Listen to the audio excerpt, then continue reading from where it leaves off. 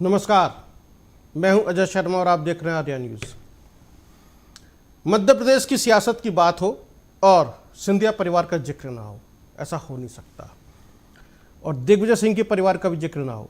दो शाही खानदान से या फिर राजघराने से ताल्लुक़ रखने वाले लोग जो डेमोक्रेटिक सिस्टम के अंदर अपनी किस्मत आजमाते रहते हैं। आज ज्योतिरादित्य सिंधिया ने नामांकन भरा है। उनका भविष्य क्या होने वाला है या जिस तरह से चुनाव लड़ रहे हैं उसके बारे में आज चर्चा करेंगे। इधर दिग्विजय सिंह भी अपनी किस्मत आजमा रहे हैं और कह रहे हैं ये मेरा आखिरी चुनाव है, मैं बूढ़ा हो चुका हूँ। आज ही के दिन मध्य प्रदेश के अंदर छिंदवाड़ा में केंद्रीय गृह मंत्री अमित शाह मौजूद थे। तो अब इसके सियासी अर्थ निकलने शुरू होंगे और जनता तय करेगी किसको कैसे जिताना है।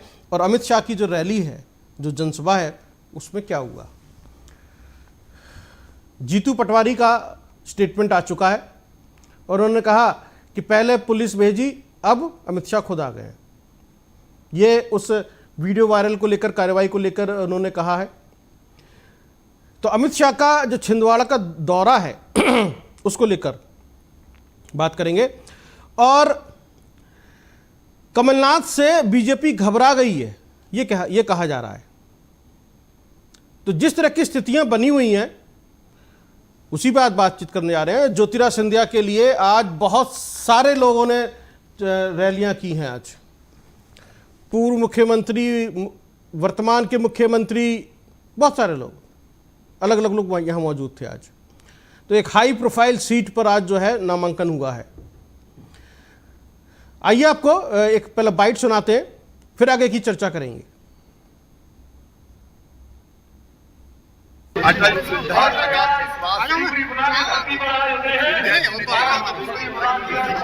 सेवा की है और इसलिए पूरी गुना भारतीय जनता पार्टी इस बार नए रिकॉर्ड बनाकर सिंधिया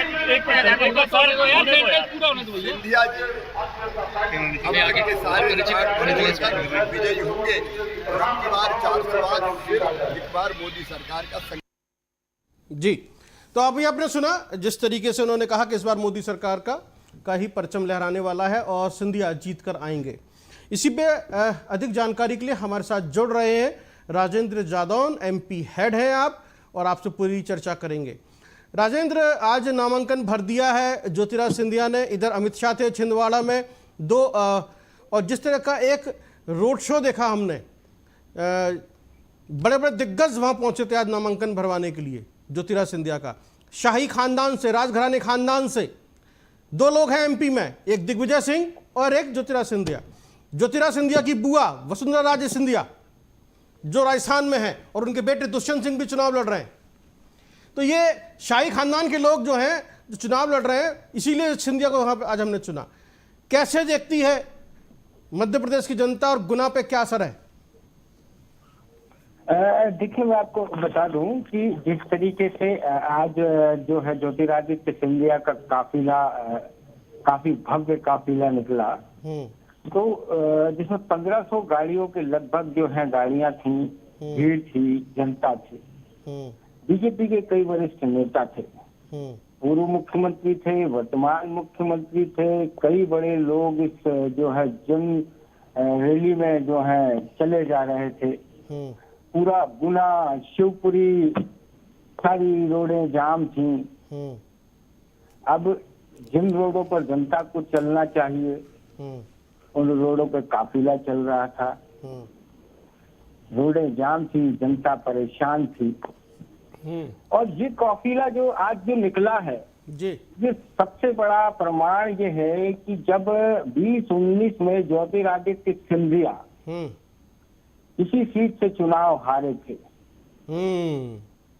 तो कहीं ना कहीं जो काफिला है, जो बीजेपी ने काफिला तैयार किया, वो सिंधिया को इस बार जिताने के लिए तैयार किया है। जबकि सिंधिया इस सीट से हार भी सकते हैं, क्योंकि जो उनका गढ़ माना जाता रहा, अपने गढ़ को जब 2019 में लोकसभा चुनाव में इसी गढ़ को भाजपा ने भेजा था, और उस समय जब कांग्रेस में ज्योतिरादित्य सिंधिया थे, तो ज्योतिरादित्य सिंधिया के हारने की वजह यही रही थी कि उन्होंने अपने ही क्षेत्र की जनता के लिए कुछ नहीं किया था।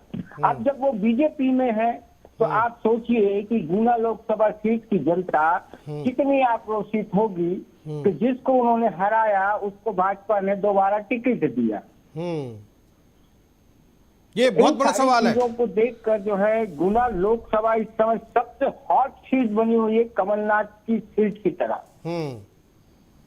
तो ये वहीं अगर आप दूसरी बिल्कुल बिल्कुल वहीं अगर आप दूसरी तरफ देखेंगे, दिग्विजय सिंह ने भी आज अपना नामांकन दाखिल किया है, पर दिग्विजय सिंह के काफिले की कहीं कोई खबर नहीं है। दिग्विजय सिंह ने बड़े शांतिपूर्वक तरीके से, आज अष्टमी पूजन था, क्षत्रिय समाज में अष्टमी पूजन का बड़ा महत्व होता है नवरात्रि में। वो अपने साधारण तरीके से अपने कुलदेवी के मंदिर गए, पूजा पाठ की और अपना नामांकन दाखिल कर दिया। तो जिस तरीके से जो है साधारण दिग्विजय सिंह, दो राज परिवारों की जब आपने बात की है, तो आप दिग्विजय सिंह का परिवार देखिए जी, वहीं आप ज्योतिरादित्य सिंधिया का भव्य जुलूस देखिए जी। तो दिग्विजय सिंह ने एक साधारण तरीके से किया है, और वहीं एक ज्योतिरादित्य सिंधिया को जिताने के लिए, एक राज परिवार को जिताने के लिए जिसकी ताक ऑलरेडी वर्षों से गुना लोकसभा पर रही, ग्वालियर का, चंबल का जो क्षेत्र है, मालवा का आधा क्षेत्र जो आता है, इंदौर तक का क्षेत्र, काफी समय तक जो है मध्य प्रदेश क्रिकेट बोर्ड के अध्यक्ष रहे सिंधिया। मतलब ऐसे आदमी का नामांकन भरवाने के लिए इतने भव्य रैली का आयोजन किया गया, इतना भव्य रैली का आयोजन तो शायद छिंदवाड़ा की हॉट सीट पर बंटी साहू के लिए भी नहीं किया गया। जिसको उनको जीतना है, नाक की लड़ाई जो है उनकी, छिंदवाड़ा। बिल्कुल, जहाँ नाक की लड़ाई है, आप 29 सीटों को जीतने की बात कर रहे हैं, आप 29 की 29 पाने की बात कर रहे हैं। वैसे इसमें एक सवाल है राजेंद्र, ये तो पिछली बार बीजेपी ने जीती थी, सेफ सीट है, तो सेफ सीट पर भी इतना फोकस क्यों, ये एक सवाल है। कि सबसे बड़ा सवाल है कि सेफ सीटों पर ही बीजेपी हाथ पैर मार रही है। जहाँ सबसे ज्यादा विवादित सीट है दिग्विजय सिंह की जो सीट है, वहाँ पिछली बार भाजपा का कैंडिडेट था, लेकिन अब दिग्विजय सिंह है, तो वहाँ जो है क्योंकि कांटे की टक्कर है, कांटे की टक्कर पर आप देखेंगे तो कांटे की जहाँ जहाँ टक्कर है वहाँ ना अमित शाह है, ना मोदी है, ना डॉक्टर मोहन यादव है, ना बीडी शर्मा है, ना पूर्व मुख्यमंत्री शिवराज सिंह चौहान है। जो जीती हुई सीटें उन्हीं को दोबारा जीतने का जो है प्रयास लगातार चल रहा है। तो इसका मतलब ये हुआ कि जो सीटें सेफ हैं, जो जीती हुई सीटें हैं, वो हाथ से ना निकल जाएं किसी वजह से या ओवर कॉन्फिडेंस में आके, तो ये तो हमारी अपनी है, उन्हीं को पहले सहेज कर रख ले, कि ऐसा ना अगर ये हाथ से निकल गई तो विपक्ष को मौका मिल जाएगा कि अब ये हार गए। देखिए, मैं आपको एक छोटा सा उदाहरण बताता हूँ कि आज छिंदवाड़ा में मोटा भाई यानी हमारे अमित शाह की जो है सभा थी जी। ये सभा शाम को 4 बजे होनी थी। 4 बजे आदमी जो जनता होती है वो फ्री हो जाती है, दफ्तर वाले भी फ्री हो जाते हैं, मजदूर वर्ग भी जो है 5 बजे तक हाथ पैर धो के जो है सभा में जा सकता था जी। लेकिन इस समय रात के जो है लगभग 8:30 8 के समथिंग 8 बज चुका है जी, लेकिन अभी तक सभा स्टार्ट नहीं हो गया। अब जो है अमित शाह किसको भाषण सुनाएंगे उस सीट पर जी, अपने कार्यकर्ताओं के अलावा किसको सुना सकते जी, क्योंकि ये एक परिवार का समय होता है, आदमी थका हारा अपने परिवार को समय देता है, ना कि अमित शाह को समय देगा और उनका फालतू का भाषण सुनने जाएगा। तो आप जिस चीजों को आप अनुमान लगाइए कि भाजपा जिस तरीके से 29 सीटों को जीतने की बात कर रही है, तो किस आधार पर जीतने की बात कर रही है, ये सबसे बड़ा सवाल भाजपा के लिए खड़ा हो गया है मध्य प्रदेश में। यानी कि एक नैरेटिव वाली बात हो रही है कि हाँ ठीक है, all is well, all is well, all is well. आप जो बता रहे हैं कि एक संघर्ष तो है, लेकिन ऑल इज वेल के नारे के साथ एक संघर्ष है, मैं जो समझ पा रहा हूँ। देखिए, हमने कल भी चर्चा की थी कि जो इस बार भाजपा का जो फोकस है वो भारत के मध्यवर्ती इलाका, उत्तरी क्षेत्र, या आप गुजरात, राजस्थान, मध्य प्रदेश जो क्षेत्र आता है, महाराष्ट्र, ये बिल्कुल भी भाजपा का टारगेट नहीं है। इस वक्त तो भाजपा का जो टारगेट है वो है दक्षिण भारत।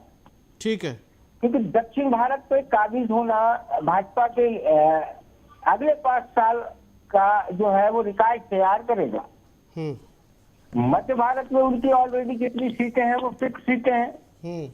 मध्य प्रदेश, राजस्थान, छत्तीसगढ़ में उनका एक फिक्स वोटर है, जैसे पहले कांग्रेस का हुआ करता था।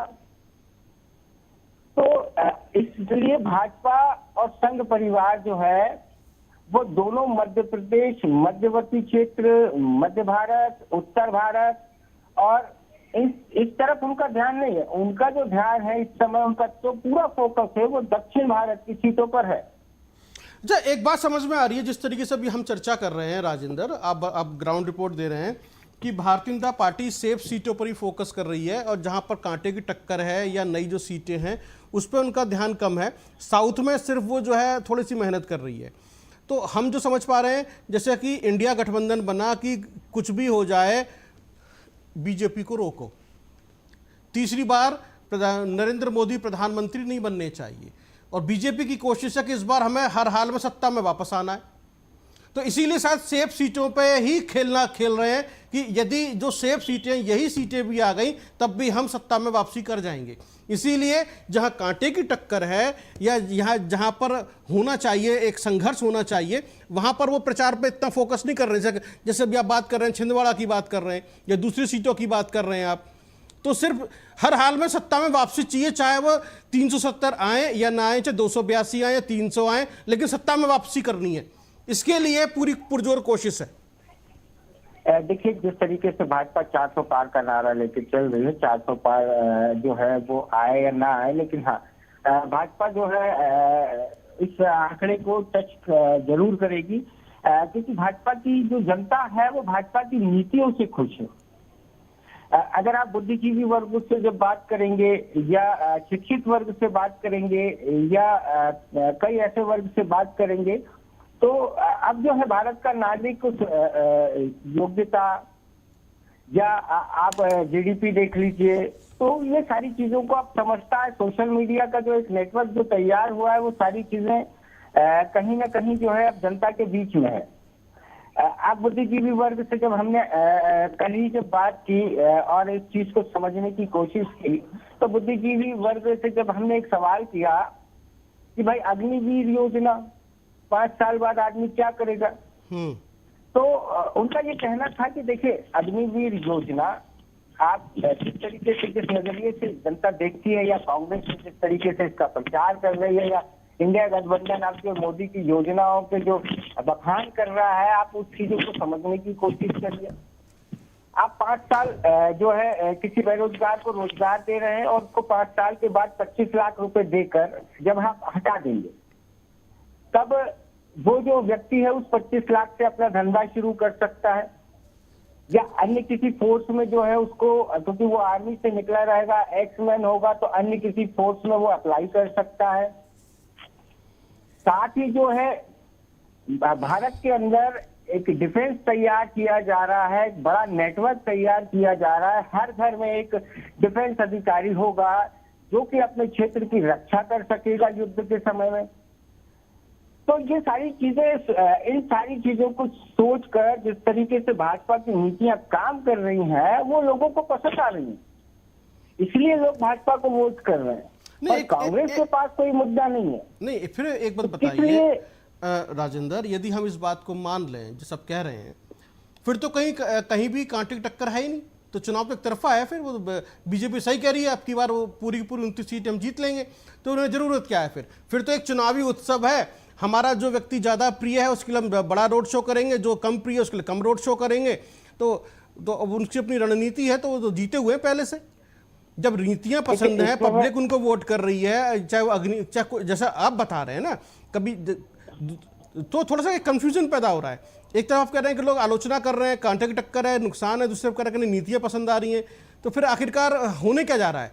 हम तो फिर ये सोच रहे हैं कि भाई ठीक है, अब जैसे ज्योतिरादित्य सिंधिया को लेकर उन्होंने एक रोड शो कर दिया, तो जो करीबी प्रिय आदमी है, ठीक है साहब, जिता के लाना है, हम एक भव्य आयोजन करेंगे और लेके जाएंगे, वो लेके चले गए। बंटी साहू उतने बड़े नेता नहीं है, राजघराने से नहीं है, इसलिए उनके लिए इतना बड़ा भव्य आयोजन नहीं किया। उन्हें पता है कि जीत तो जाएंगे ही बंटी साहू भी, तो एक ऐसी बात हो सकती है। नहीं, देखिए क्या होता है कि मध्य प्रदेश के जो है वर्ग, जिस क्षेत्र से ज्योतिरादित्य सिंधिया आते हैं वो चंबल क्षेत्र है। चंबल का जो क्षेत्र है बाहुबली क्षेत्र है, कसेकों का क्षेत्र रहा है, तो वहाँ उस तरीके का प्रदर्शन जिस तरीके का आज भाजपा ने किया है, वहाँ कुछ लोग बंदूक टांगे भी थे रैली में, जो कि नहीं होना चाहिए। बंदूकें जब्त कर दी जाती हैं चुनाव के वक्त, लेकिन ऐसा नहीं हुआ। इधर आप बंटी साहू की जब बात कर रहे हैं, तो बंटी साहू की जो रैली हुई, क्योंकि 19 को अब चुनाव है, रैली पहले ही हो चुकी है, पर रैली में इतना भव्य वो नहीं था। सिर्फ मुख्यमंत्री वी.डी. शर्मा, नरोत्तम मिश्रा और कैलाश विजयवर्गीय ने जो है, जो भी उनके लोकल के जो कार्यकर्ता थे, उनको लेकर एक रैली कर डाली। पर बंटी साहू के जुलूस की बात कोई नहीं करता। चलिए ठीक है, विकास की जो जी, चल मैं जो हम समझ पा रहे हैं, कुल मिलाकर ये रहा कि भाई राजघराने से हैं ज्योतिरादित्य सिंधिया, एक राजा की तरह उनका स्वागत और उनका जब पूरा जुलूस वो निकला है, और पूरे उसी गाजे बाजे के साथ में और भव्य समारोह के साथ उनका नामांकन कराया गया, जैसे कि राज तिलक करवाया गया हो। और एक जब निकलता है, ये जो आप जो कह रहे हैं कि राज तिलक वाली जो बात कह रहे हैं जी, और राजघराने की जो बात कह रहे हैं, तब जब मोहन यादव मुख्यमंत्री बने जी, तब उन्होंने सिंधिया पर एक तंज कसा था। अगर आपको याद हो तो उन्होंने कहा था कि मैं बाबा महाकाल की नगरी में रात रुकूंगा और उस भ्रम को तोड़ूंगा जो राजशाही और राजघरानों ने भ्रम फैलाया है कि बाबा महाकाल की नगरी में कि राजा रजवाड़ा जो है और जो प्रदेश सत्ता पर काबिज है, वो व्यक्ति रात नहीं रुक सकता।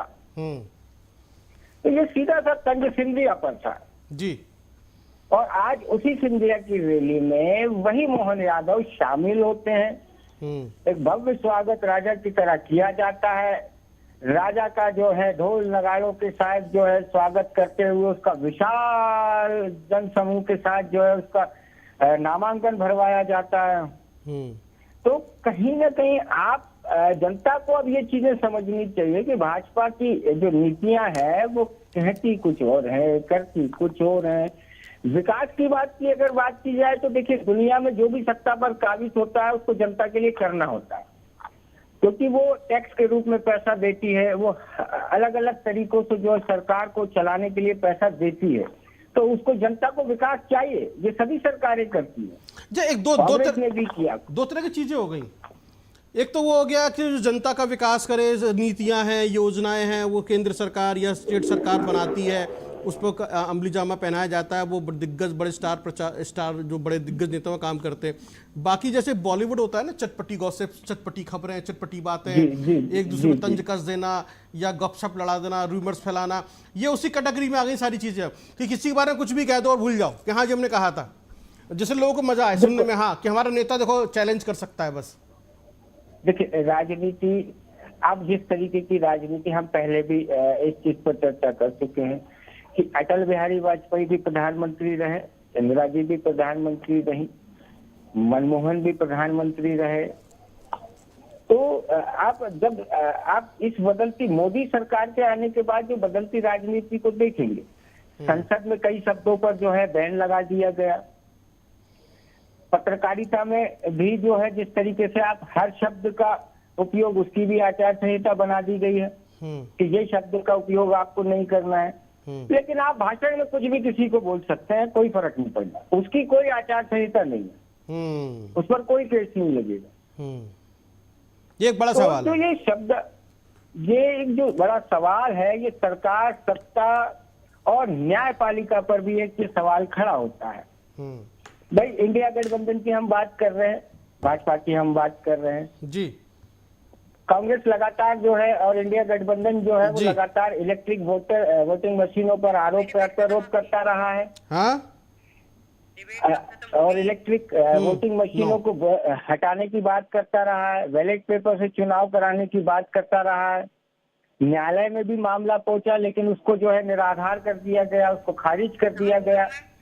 अरे भाई, जब इतना जन समूह बोल रहा है तो आपको उसमें मैं आके तकलीफ बात क्या करता है? हूं। न्यायालय को उसमें तकलीफ क्या है? वोटिंग मशीन बंद कर दीजिए। कई जितने भी जो देश है, 205 कंट्रीज हैं जहां पहले उनमें जिन जिन कंट्रीज में इलेक्ट्रिक वोटिंग मशीन होती थी वहां बैलेट पेपर से चुनाव होता है। तो भारत में क्यों नहीं कर सकते? आप क्यों नहीं सुन रहे हैं? आप जनता की क्यों नहीं सुन रहे हैं? अन्य पार्टियों की? आप भाजपा के फेवर में इलेक्ट्रिक मशीनें क्यों बंद नहीं कर रहे हैं? हे भगवान। तो ये एक बड़ा मुद्दा है। बहुत बहुत धन्यवाद, आपने हमें तमाम जानकारी दी वहाँ से और आपने हमें बताया कि क्या स्थिति है, क्या होने जा रहा है वहाँ पर। फिलहाल सभी लोगों ने दिग्विजय सिंह ने अपना नामांकन भर दिया है, ज्योतिरादित्य सिंधिया ने अपना नामांकन भर दिया है, अमित शाह की रैली हो चुकी है और अब पता चलेगा 4 जून को कि क्या होने जा रहा है। खैर, बहुत बहुत धन्यवाद राजेंद्र। तो मध्य प्रदेश की सियासत में अब एक सियासी उबाल है, पारा बहुत तेजी से चढ़ रहा है। जैसे जैसे गर्मी बढ़ रही है, ऐसे ऐसे सियासी पारा भी ऊपर चढ़ रहा है। आज ज्योतिरादित्य सिंधिया का जो एक रोड शो हुआ है, भव्य रोड शो हुआ है, यह अपने आप में एक बहुत बड़ा मैसेज दे रहा है कि क्या होने जा रहा है गुना की सीट पर और किस तरह की जीत की दरकार है ज्योतिरादित्य सिंधिया को। फिलहाल आज के लिए इतना ही। बहुत बहुत धन्यवाद। देखते रहिए आप आर्या न्यूज़।